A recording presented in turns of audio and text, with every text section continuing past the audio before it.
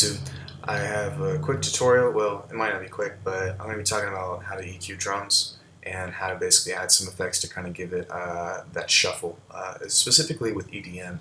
And I think that a good example would be this kind of like reggae dubstep track that I just kind of put together in about 30 minutes. So I'll go ahead and play that for you, and then we'll kind of talk about how to get the same kind of sound with the drums and kind of how to get that nice organic shuffle feel to it. Let's get started. Okay, so normally when I do my drums, I used to do like a drum rack, and the drum rack has some pros and cons to it. A big thing for me is that when you do this manually, like if I zoom out of this, it still represents a grid, you know. Uh, the thing though with it is that you can customize it and you can basically add a lot more to it. For example, if you're working on one track and you have a snare right here, and you go ahead and play that snare, and then you want the next snare to be in reverse, uh, then you know it's really difficult to do inside of a drum rack. You'd have to basically make two copies of this, make one reverse, and then drag it into your drum rack. And then even then, it's like really hard to mess with and whatnot. The drum rack has some pros to it, but I think that the more advanced that you get, you might want to start doing this grid anyways. Another good way to, or another good tip to learn this, if you're trying to do your shuffles or you're basically trying to time everything out, pay attention to your stuff up here, because that's where you're going to be able to figure out how to group everything together. And you can even go into a triplet grid if you're trying to add swing or something like that to it. But that's a whole different video. So I have this groove right here. I played it at the beginning of the video, but I'll go ahead and play it again. I'm going to solo just the drums by themselves, and then we'll kind of just go through each one, and I'll just give you a little bit about what I did. I'm sorry.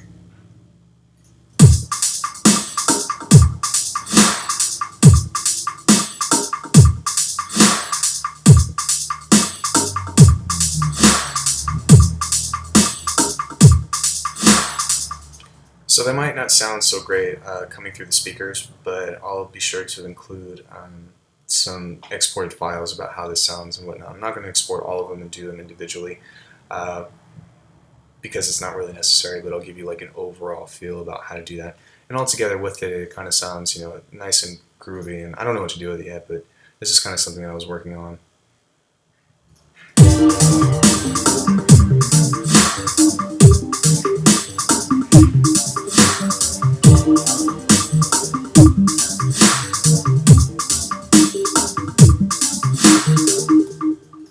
Alright, so anyway, I'll go ahead and solo this, and let's get straight into it. Big thing is the kick. There's all different kinds of kicks, and really you have to make the decision about what kind of kick you want. And you know, there's tons and tons of free samples out there, and it's not that hard to find a kick. The key to it though is not just like popping it in on your, you know, on a track and then just letting it play. You want to do a little bit of EQ to it. So I'll solo this, and pay attention to the spectrum on this EQ right here. So as you can see, I'll pull up another spectrum just so that you can have another visual. There's a peak right there on that frequency. So if we look, it goes from 0 all the way to 10K right here, and then 15K at the end. And the big hit right here is coming up right around this area here. So what we want to do is we want to take an EQ. I prefer to use like a low pass because I tend to cut out some of the lows, and basically give this just a little bit of a boost, because without it, now it has a little bit more punch to it, a little bit more resonance on here. Over here on this part, I have a little bit taken out. Let's see what happens when I do that. So the kicks might sound a little bit more full, but I'm trying to leave some room for the mids in this area here. So if I turn that back on, now it kind of has more of like a pew, pew feel to it. And then on this right here, this doesn't make a big difference, but there's kind of a little bit more of something that I'm trying to bring out on the top end, so that way I don't have to layer my kicks. The thing about that is some people do it, some people don't. I feel like if you have a good sample on its own, you don't need to. I have some snares and claps, just two of them, layered right here, but we'll get to that next. So anywho, it's pretty simple. You don't need to worry about so much about like your compression and stuff. I would just do that overall on the entire thing. Like I created a group named drums, and then I'll go ahead and name this as I go along. But you don't need to compress every single one because it's going to get really bad on your CPU. Alright, so that's the kick. I think it sounds pretty nice. So now we'll go into our snare. There's a couple things that I did right here. I'll explain. I'll just play it first and then I'll explain what I did. Solo this.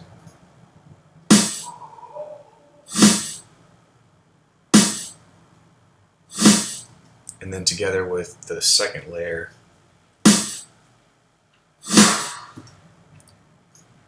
so I got a little bit of that going on right here. And it's just kind of give it a little bit more movement. Now with the snare, all I did was add an EQ as well. So if we play it, you can see that it's hitting right there where I boosted it. If you hit the resonance tab right there, then you can kind of give it a little bit more. It will create more of an arch right here, as you can see. Just undo that. And then I gave it a little bit more on the top end. Now it's getting its sound, kind of like its reverby sound, because I have what's called a return track. If you look down in these two areas, these are called your return tracks in Ableton. And all that means is you see these little boxes right here. The more that you turn them up, the more that they send into this track. It's kind of like a bus. Buses are really confusing. That's why I chose to use Ableton, and that's why I don't really mess with it.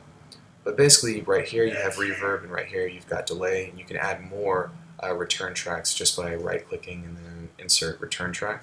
And if you do that, you see another box pops up there. And you can add any effect to that. So if you have like Homicide or something, you can just send it all to the Homicide track. Although I wouldn't recommend doing that quite there because that requires a little bit more specific attention. So I have the kick here, or the snare here, bam, and then I have this little reverse thing right here. So right here it's a separate track, and it's just kind of to give it a little bit more. I took the same clap, double-clicked it, hit the reverse button, cut it a little bit short so that it meets up together, but that way you have a little bit more of a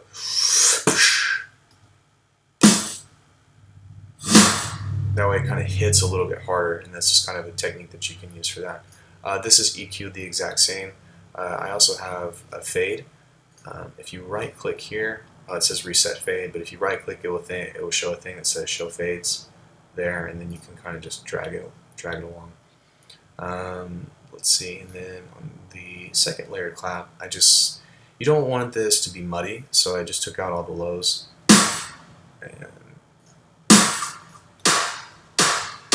and then gave it some reverb, so that way it's just kind of soft and it kind of melts together with it. So all together, right now we have our kick and our snare, and that's going to sound like this. Sorry. I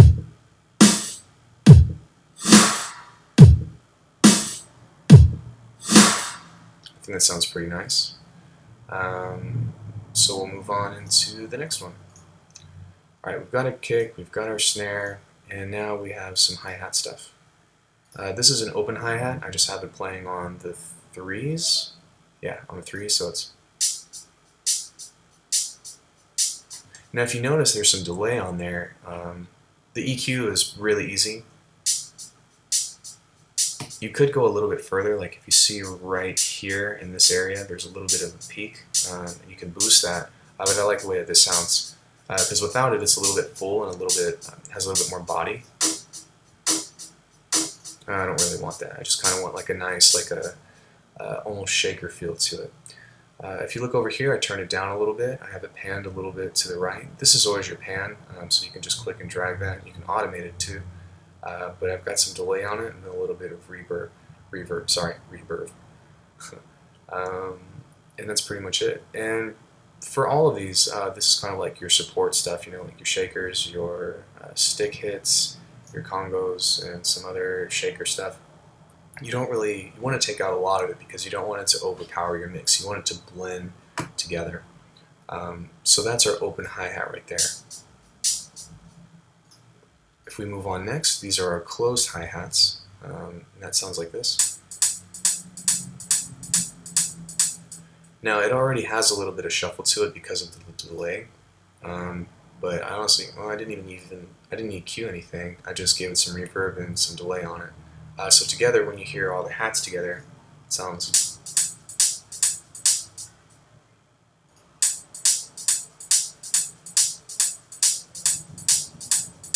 I think that sounds nice. But that's pretty much it. If this has a little bit more body to it that you don't want, you just pretty much do the same thing and almost pretty much put a high pass filter on it. Next we have our stick hit. I probably should name these so that you know what's going on, but you can just follow along in the video. These are just stick hits. This is EQ'd with a bandpass, or it's actually EQ'd twice. There's a bandpass right here. It's peaking right here, so I gave that a little bit of a boost. And then I took out all the lows and pretty much did the same thing. So that way it sounds like it's just kind of like on the side and not really too overpowering and whatnot. This has a full delay on it. It's turned down a lot and has some reverb on it. That's pretty much it.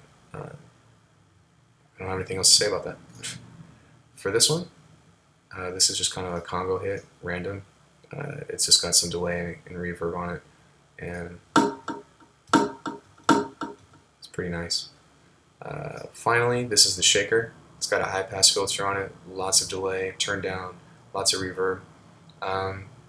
The reason why I put reverb on a lot of the return stuff is because if you think about like playing a live audience, or you think about doing like a concert or something, like there's huge reverb and everything has reverb. So while you don't want to do too much to make your mix muddy, which I'm still experimenting with too, keep in mind like I'm still relatively new to music. It's just things that I'm learning, things that I want to share, and plus I watch these videos sometimes in case if I forget. But at the same time, if you give it a little bit, it gives it all a little bit of a nice shake to it. So altogether, everything sounds like this.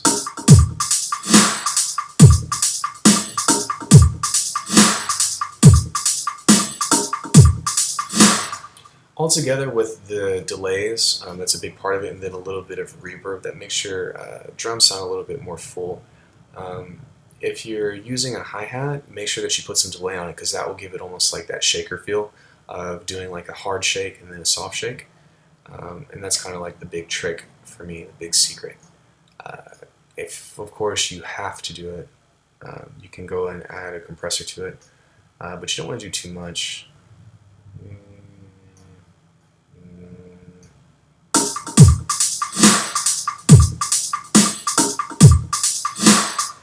Yeah, I think that sounds pretty good. And that's kind of just a way that you EQ drums. Just a way to recap, if we come back to our kick, you want to look for the frequencies that have a peak, and then you want to take out the frequencies that don't seem to fit very hard, If you can learn how to do EQing, then you're basically fitting puzzle pieces together and making everything sound full. For me, the drums are the most important part with my music, and that's why I spend so much time trying to get good mixes and stuff. Sound design is a whole different beast, and I know how to do sound design, I just don't know how to do it well. But this is something that I think that we can all improve on. So let me know if you have any questions. I hope that you enjoyed this video and consider subscribing. Otherwise, thank you so much for watching, and have a great day.